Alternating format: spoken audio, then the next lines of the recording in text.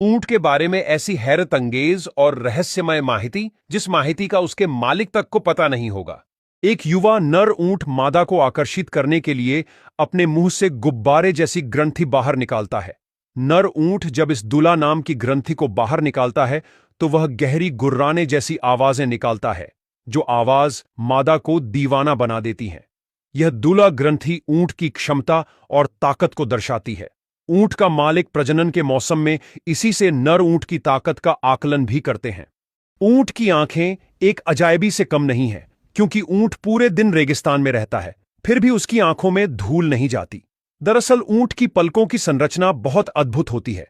इसमें दो पलकों का एक सेट होता है, जिसमें एक पलक इंसानों की पलक जैसी सामान्य पलक होती है, जो सामान्य रूप से आंख को ढकने और झपकाने के लिए होती है, और दूसरी पलक एक अर्धपारदर्शी झिल्ली जैसी होती है, जो खास तौर पर रेत और धूल से बचाने के लिए होती है।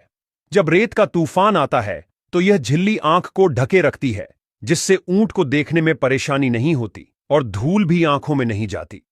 कई लोगों का कहना है कि अगर ऊंट को अपनी तबीयत खराब दिखती है तो वह अपने आप जिंदा सांप को खा लेता है, लेकिन वैज्ञानिक नजरिए से देखा जाए तो ऊंट ऐसा कभी नहीं कर सकता, क्योंकि ऊंट एक शाकाहारी जानवर है और उसका मुख्य भोजन शाकाहारी ही होता है। इसलिए वह कभी भी अपने आप कोई जिंदा सांप को खाने की कोशिश नहीं करता है। यह बात सिर्फ एक मिथ्या है।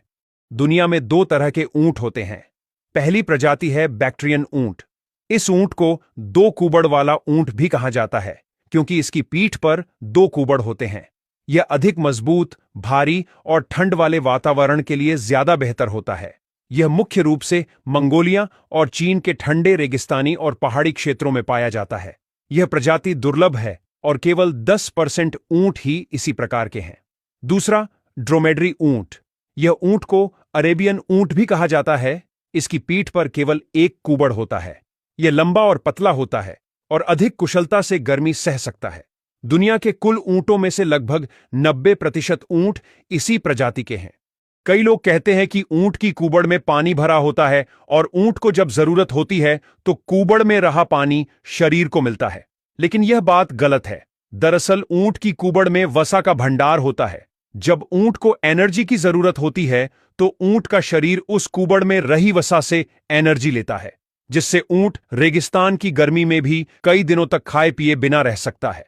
ऊंट किसी भी कांटेदार पौधे को भी आसानी से खा सकता है, क्योंकि ऊंट की जीभ और मुंह की अंदरूनी परत मोटी होती है, जिससे कांटेदार पौधों को खाते समय यह मोटी परत कांटों से होने वाले घावों से बचाती है।